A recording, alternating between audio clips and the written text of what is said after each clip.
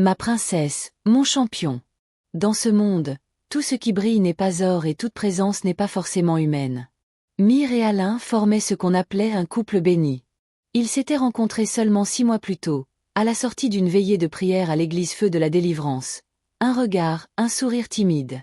Et depuis ce soir-là, leur histoire s'était écrite comme une évidence. Ils avaient prié ensemble, jeûné ensemble et décidé qu'ils ne voulaient pas perdre le temps du monde. 3 mois plus tard, Alain faisait sa demande devant toute la congrégation. Le pasteur lui-même avait déclaré « Ce que Dieu a uni, nul ne pourra le séparer ». Et tout le monde avait crié « Amen ». Ils avaient célébré le mariage traditionnel, religieux et civil. Leur famille les avait félicités. Les amis avaient dansé jusqu'au matin. Mireille, en robe ivoire et couronne de fleurs, croyait sincèrement que le bonheur venait de commencer. 1 an plus tard, le couple décida d'emménager dans leur propre maison, un petit paradis qu'ils avaient construit à la périphérie d'Alobo. Une maison à 2 étages peinte en crème, entourée d'un jardin que Mireille avait elle-même décoré avec des roses et des lianes. Ce jour-là, Alain lui prit la main et dit « Regarde, chérie, c'est notre nid. Ici, on va tout recommencer. » « Oui, » répondit-elle avec émotion. « Ici, on sera heureux. » Ils avaient tout prévu, le salon moderne, la cuisine équipée, la chambre d'amis et même une petite pièce aménagée pour leur futur bébé. Mais les mois passèrent et aucun enfant ne venait. Mireille priait souvent « Seigneur, je sais que tu feras tout en ton temps. Donne-nous juste la patience. » Alain essayait de la rassurer, même si parfois son regard trahissait une légère inquiétude. Un soir, alors qu'il prenait le dîner, Mireille dit « Tu sais, la maison me semble un peu vide ces derniers temps. » « Vide? Comment ça? Je sais pas. J'ai l'impression qu'on a besoin d'un peu plus de vie ici. Un enfant, bien sûr, mais en attendant, peut-être un animal. » Souriant, un animal? Tu veux dire un poisson? Non, un chien. Un petit compagnon pour nous tenir compagnie. Alain éclata de rire. Toi avec un chien, celle qui crie dès qu'elle voit un lézard? Je peux apprendre à aimer les animaux. D'accord. D'accord. Mais on en prend un calme, hein? Pas question qu'un chien vienne tout casser ici. Ils rirent ensemble ce soir-là. Le lendemain, ils se rendirent dans un refuge animalier de la ville. Le soleil tapait fort ce jour-là. Parmi les aboiements et les cages, une petite chienne attira tout de suite l'attention de Mireille. C'était une femelle à la robe blanche tachetée de brun, au regard doux mais étrange. Quand elle s'approcha de la grille, la chienne la fixa longuement sans bouger. « Celle-là, » dit Mireille. « C'est elle que je veux. »« Tu es sûr ?» demanda le soigneur. « Celle-là, c'est Naya. Elle ne mange pas beaucoup. Elle n'aboie presque jamais. Mais elle s'attache vite à son maître. »« Parfait, » répondit Alain en souriant. « Elle sera entre de bonnes mains. » Ils ramenèrent Naya à la maison et, dès le premier soir, elle sembla s'adapter étrangement bien. Elle ne grognait pas, ne dérangeait pas, mais suivait Alain partout comme une ombre. Quand Mireille essayait de l'appeler, la chienne tournait à peine la tête. Mais dès qu'Alain rentrait du travail, Naya se levait, remuait la queue et courait vers lui comme si elle le reconnaissait depuis toujours. « Tu as vu? Elle m'aime déjà, » dit Alain en riant. « Oui, » murmura Mireille, un peu troublée. « On dirait qu'elle t'attendait. » Et c'est là que tout a commencé. Des choses qu'elle ne pouvait pas expliquer. Des nuits où la chienne ne dormait pas, des matins où elle retrouvait les yeux de Naya fixés sur elle, comme si l'animal essayait de lui dire quelque chose. Une chose se remarqua rapidement. Alain adorait Naya comme si c'était sa propre fille. Il ne se passait pas une heure sans qu'il ne prononce son nom. Quand il rentrait du travail, au lieu de venir embrasser Mireille, il se penchait d'abord vers la chienne. « Ma princesse, tu m'as manqué, hein ?» Et la chienne, comme si elle comprenait, bondissait dans ses bras et léchait son visage avec un enthousiasme presque humain. Au début, Mireille trouvait ça mignon, mais très vite, quelque chose la troubla. Depuis que Naya était arrivée, tout semblait avoir changé. Alain, autrefois affectueux, attentif, doux, était devenu froid, distant, presque obsédé par l'animal. Il passait désormais tout son temps libre avec la chienne. Quand Mireille proposait une sortie en couple, il répondait « Pas ce soir, chérie. Naya n'aime pas qu'on la laisse seule trop longtemps. » Quand elle lui préparait à manger, il disait « Oh, mets un peu de viande de côté pour Naya. Elle adore quand c'est bien cuit. » Et parfois, même, il lui préparait des repas spéciaux. Des plats que Mireille n'avait jamais vus dans sa propre assiette. Un soir, elle entra dans la cuisine et découvrit Alain debout devant la cuisinière, concentré. « Tu fais quoi là ? » ? « Je prépare quelque chose pour Naya. Elle n'a presque rien mangé ce matin. »« Tu cuisines pour le chien maintenant. »« Ce n'est pas le chien, c'est notre chienne. Et puis, regarde comme elle est sage. Elle mérite bien ça. » Mais le plus étrange arriva quelques semaines plus tard. Une nuit, alors qu'un orage grondait, Mireille fut réveillée par le bruit de la porte. Elle se leva, pensa qu'Alain allait peut-être prier au salon et décida d'aller le rejoindre. Mais en passant devant la chambre d'Amy, elle entendit une voix basse. La voix d'Alain. « Chut, calme-toi, Naya, ne tremble pas, je suis là. » Un léger grognement suivi d'un soupir. « Oui, ma belle, dors. Tout va bien. » Mireille resta figée devant la porte. Le ton de son mari était étrange, tendre, murmurant, presque amoureux. Elle entr'ouvrit discrètement la porte et ce qu'elle vit lui glaça le sang. Alain, allongé sur le lit d'Amy, tenait Naya dans ses bras, la caressant comme une femme. « Alain !» cria-t-elle. « Mais qu'est-ce que tu fais ?» Il sursauta, se redressa brusquement. « Mireille, ce n'est pas ce que tu crois. » Elle avait peur. « Tu entends ? Il y a l'orage dehors. » Elle tremblait. « Tu dors avec elle ? » « Oui, juste pour la rassurer. Tu dramatises tout comme toujours. » Mireille sentit son cœur battre à toute vitesse. Elle voulait répliquer, mais les mots ne sortaient plus. Dans l'ombre, Naya leva la tête et la fixa. Ses yeux brillaient d'une lueur jaune, presque dorée. Et Mireille eut l'impression, non la certitude, que la chienne souriait. Depuis cette nuit-là, quelque chose changea profondément. Alain devint encore plus froid, presque absent. Et Naya, elle, semblait prendre de plus en plus de place dans la maison, dans leur vie et dans le cœur de son mari. Mireille trouvait tout cela absurde. Comment un simple chien pouvait devenir une obsession pareille ? Mais au fond d'elle, quelque chose la dérangeait, comme une ombre qui s'étend lentement sur leur foyer. Les jours se suivaient et les nuits devenaient de plus en plus étranges. Tout commença par des murmures, des chuchotements légers, presque imperceptibles, qui semblaient venir du salon quand tout le monde dormait. Au début, elle pensa rêver, mais une nuit, alors qu'elle tendait l'oreille, elle distingua nettement une voix de femme, douce, mélodieuse, une voix qu'elle ne connaissait pas. « Alain, tu ne dors pas ?» Mireille sursauta. Elle se redressa dans le lit, regarda autour d'elle. Alain dormait paisiblement à côté d'elle. Le son venait du couloir. Elle voulut se lever, mais son corps refusa de bouger. Elle resta là, le cœur battant à tout rompre, écoutant ces mots qui semblaient flotter dans l'air avant de disparaître. Le lendemain, elle voulut en parler à son mari. « Alain, j'ai entendu quelqu'un parler cette nuit. »« Quelqu'un ? Mire, on vit seul ici, avec Naya. Tu devrais t'arrêter de regarder tes films d'horreur. »« Non, je t'assure. C'était une voix de femme et elle t'appelait par ton prénom. »« Bon, d'accord, si ça te rassure, je vais vérifier les serrures ce soir. » Mais Alain n'avait rien vérifié et les voix revinrent, plus nettes, plus insistantes. Puis ce furent les rêves. Des rêves si réels qu'elle se réveillait en sueur. Dans ses visions, elle voyait Naya, mais sous une autre forme. Son corps canin se déformait, s'étirait et laissait place à une silhouette de femme nue aux cheveux noirs et aux yeux rouges. Chaque fois, la femme lui murmurait « Il était à moi avant toi et il le sera encore. » Mireille se réveillait en criant, mais Alain, irrité, refusait d'écouter. « Tu deviens parano, Mireille. Ce n'est qu'un animal. » Sa mère hocha la tête avec gravité. « Cette chienne, ce n'est pas un animal. C'est une métamorphe. Une femme jalouse qui s'est changée en bête pour détruire ton foyer.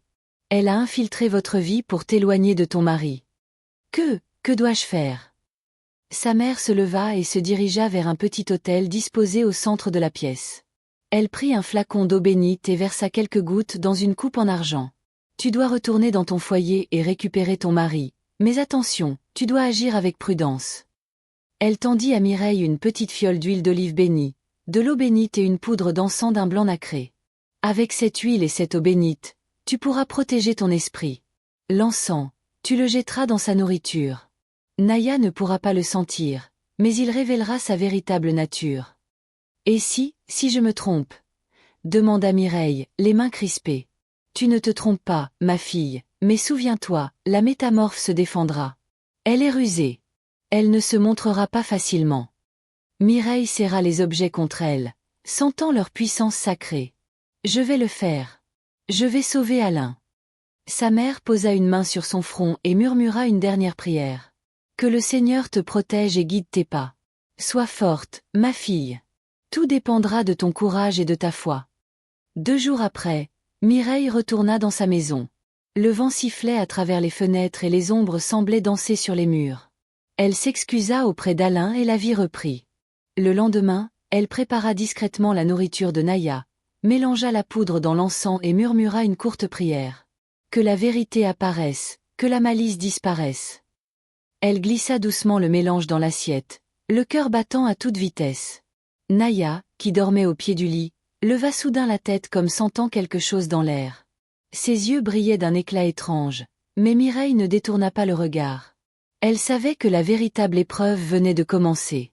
Mireille informa sa mère qui vint aussitôt pour servir de renfort.